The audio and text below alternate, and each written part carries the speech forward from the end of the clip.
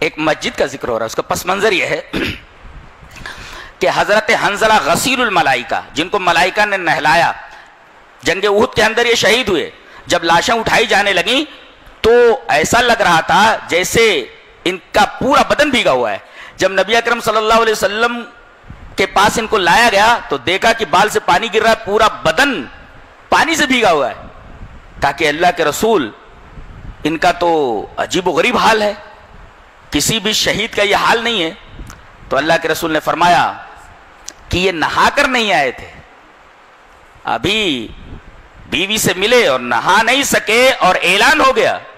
تو انہوں نے کہا کہ اس وقت تک نہاؤں گا نہیں جب تک کہ میں جنگ جیت نہ لوں، اور فوراً ہی چلے آئے ہو. میں نے دیکھا کہ ان کی لاش کو فرشتوں نے اٹھا لیا اور غسل دے کر کے نیچے رکھ دیا ہے. اللہ، اس وجہ سے ان کو غسیل الملائکہ کہا جاتا ہے، ملائکہ نے انہیں نہلایا. ان کے باپ کا نام تھا ابو عامر. یہ بہت ہی بدماش آدمی تھا. یہ دور جاہلیت کے اندر عیسائی ہو گیا تھا اور راہب ہو گیا تھا، بشپ پادری ہو گیا تھا یہ. اور اس کا نمائشی تقوی دیکھ دیکھ کر کے، بعض لوگوں کا تقوی بڑا نمائشی ہوتا ہے. اللہ تبارک و تعالیٰ کو نمائشی تقوی پسند نہیں ہے.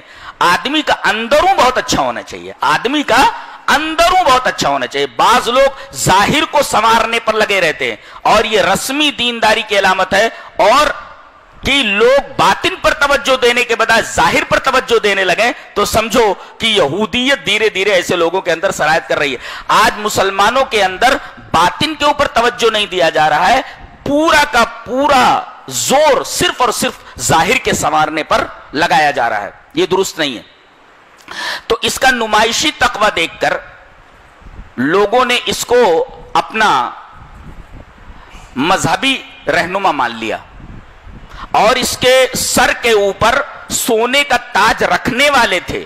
کہ اسی دوران نبی اکرم صلی اللہ علیہ وسلم کو ہجرت کا حکم ہوا اور آپ مکہ سے ہجرت کر کے مدینہ آ گئے. یہ تاج وہیں کا وہیں رہ گیا. اب سارے کے سارے لوگ نبی کریم صلی اللہ علیہ وسلم کے ارد گرد جمع ہو گئے. اس کو بڑا برا لگا کہ مذہبی میدان میں یہ میرا حریف آ گیا، میرا مقابل آ گیا. تو نبی اکرم صلی اللہ علیہ وسلم سے حسد لے گیا اور یہ منافق بن گیا. جنگ بدر کے اندر جب مسلمانوں کو زبردست اور شاندار کامیابی ملی تو یہ اندر سے کھولنے لگا اور قریش مکہ کے پاس جا کر کے ان کو ابھارا. اسی کے ابھارنے کی وجہ سے جنگ احد برپا ہوئی. لوگوں کو بھڑکا بھڑکا کر کے جنگ کے اوپر اس نے آمادہ کیا، پھر جنگ احد ہوئی.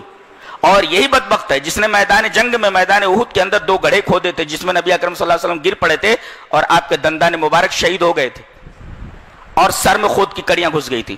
یہ اسی بدماش نے یہ 2 گڑھے کھودے تھے. اور جب اس نے دیکھا کہ اسلام کا یہ کارواں آگے ہی بڑھتا جا رہا ہے، رکنے کا نام ہی نہیں لے رہا ہے، اور احد کے اندر بھی تقریباً برابر سرابر کا معاملہ ہو گیا تھا، تو اسلام کی بڑھتی ہوئی شوکت، بڑھتی ہوئی قوت کو دیکھ کر کے حسدن یہ مدینہ سے بھاگ گیا اور روم کے بادشاہ ہرقل کے پاس بیٹھ گیا. وہاں سے منافقین کے ایک گروہ کو کنٹرول کر رہا تھا اور اس نے یہ کہا کہ تم لوگ وہاں ایک مسجد بناؤ کسی بھی بہانے سے، اور وہاں اپنے ہی لوگ جمع ہوں جہاں سے پل پل کی خبریں ہم تک پہنچیں، اور موقع دیکھ کر کے ہم ایک لشکر جرار لا کر کے مدینہ کے اوپر حملہ کر دیں گے. انہوں نے یہ مسجد بنائی جس کا نام قرآن حکیم نے مسجد زرار رکھا ہے. انہوں نے مسجد قباء کے تھوڑے فاصلے کے اوپر یہ مسجد بنائی. اور نبی اکرم صلی اللہ علیہ وسلم سے آ کر کے انہوں نے کہا کہ اللہ کے رسول ہم نے ایک مسجد بنائی ہے. بہانہ کیا کیا؟ بوڑھے لوگ مسجد نبوی تک نہیں آ سکتے، عورتیں نہیں آ سکتی، رات تاریک رہتی ہے، کچھ دوسرے معذور لوگ نہیں آ سکتے، تو ہم لوگوں نے ان کی آسانی کے لیے مسجد بنائی ہے. جبکہ انہوں نے یہ مسجد کسی دوسرے مقصد کے تحت بنائی تھی. تو چل کر کے آپ اس میں نماز پڑھ دیجئے، ہم لوگ نماز شروع کر دیتے ہیں. نبی اکرم صلی اللہ علیہ وسلم نے فرمایا ابھی میں جنگ تبوک کی تیاری میں مشغول ہوں، آ کر کے بعد میں دیکھوں گا. نبی اکرم صلی اللہ علیہ وسلم جب جنگ تبوک سے واپس ہوئے، ابھی مدینہ کے باہر ایک مقام ہے مقام ذی آوان میں آپ ٹھہرے. حضرت جبرائیل نے آ کر کے بتا دیا کہ اس مسجد میں آپ قدم بھی مت رکھیے گا. کہا کیوں؟ کہا کہ یہ مسجد اس مقصد کے تحت بنائی گئی ہے.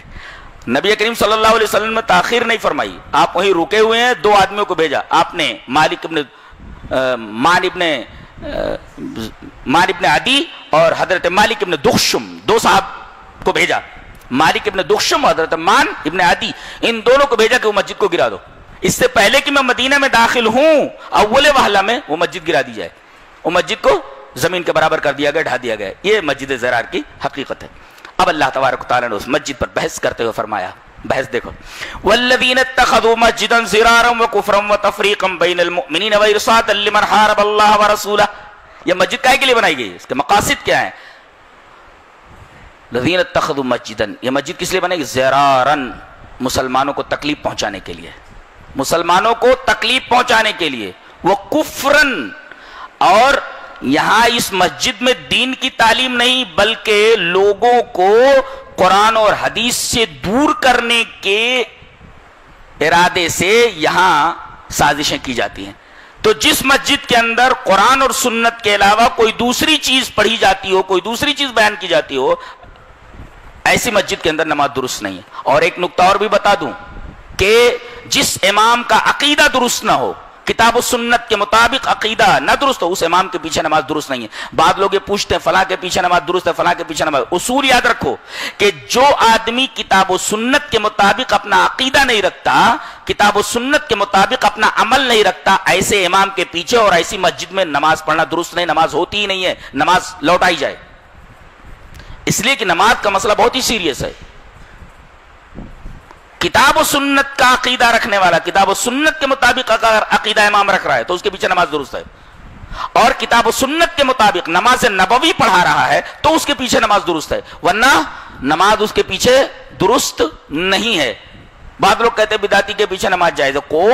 کون سے بدعتی کی بات کر رہے ہیں آپ؟ وہ سیاسی بدعت ہے جو بخاری شریف میں ہے کہ اشتر نخعی وغیرہ نماز جب پڑھاتے تھے اور حضرت علی ان کے پیچھے پڑھتے تھے اور صحابہ کرام پڑھتے تھے، سنت کے مطابق نماز پڑھاتے تھے، وہ اس وقت وہ بدعتیں سب آئی ہی نہیں تھی۔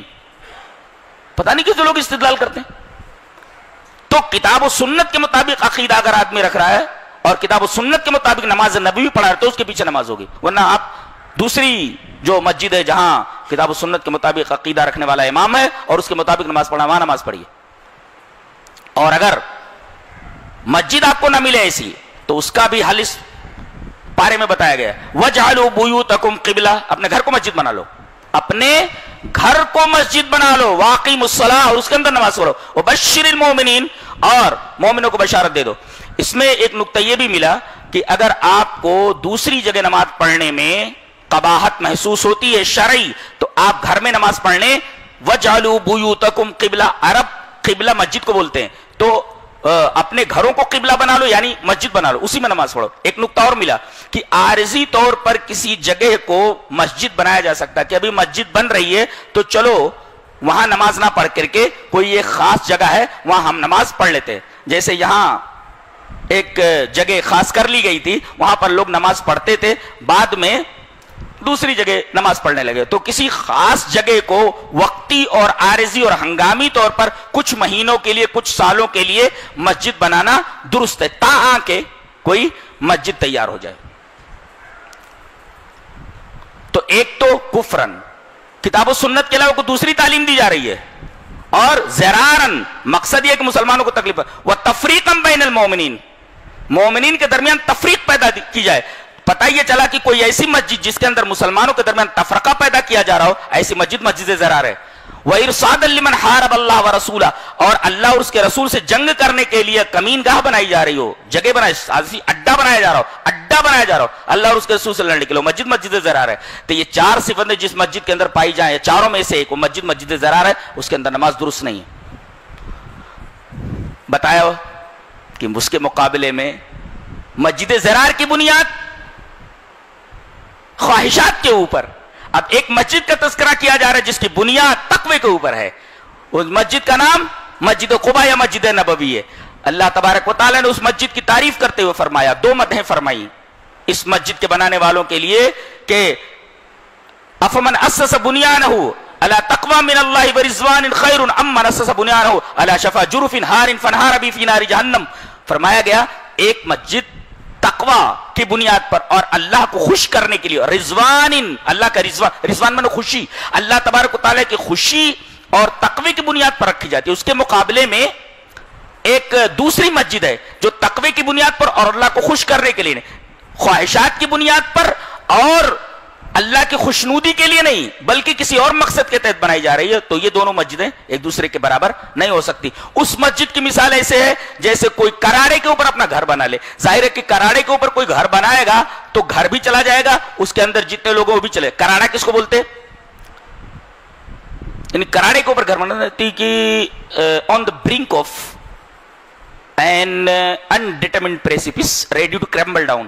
یعنی کوئی جیسے یہ ندی ہے, ندی ہے, یہ پانی بہ رہا ہے اور نیچے سے انڈر کٹ, نیچے سے مٹی کٹ گئی ہو اور پانی کے نیچے, یہ نیچے پانی ہے اور ادھر سے پانی نے مٹی کو کاٹ دیا ہے اور یہ زمین بے سہارا بغیر سپورٹ کے, وداؤٹ سپورٹ, ایسے یہ پانی کے نیچے ایسے کھڑی ہوئی, کراڑا ہے, یہ کبھی بھی نیچے آ سکتا ہے, اس کے لیے نیچے سپورٹ نہیں ہے, تو اس کو کہتے ہیں برنک آف انڈیٹرمنڈ پریسیپس. پریسیپس ہے, کراڑا ہے, یہ بالکل ریڈی ٹو کولیپس, یعنی ready to crumble down, ready to fall down, کبھی بھی وہ گر سکتا ہے, وہ ایسے کھڑا ہوا ہے, ایسے نیچے کوئی سپورٹ نہیں ہے, ہی از گوئنگ ٹو کولیپس, وہ تو کبھی بھی گر سکتا ہے, جا سکتا ہے.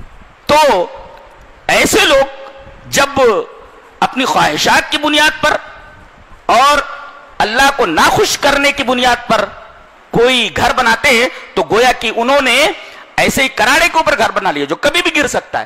اور جو لوگ تقویٰ اور اللہ کو خوش کرنے کی بنیاد پر مسجد بناتے ہیں ان کی مثال اللہ تبارک و تعالیٰ نے یہ بیان فرمائی کہ جیسے کسی ٹھوس زمین کے اوپر, چٹان کے اوپر, مضبوط بنیادوں کے اوپر اس مسجد کو اٹھایا گیا ہو.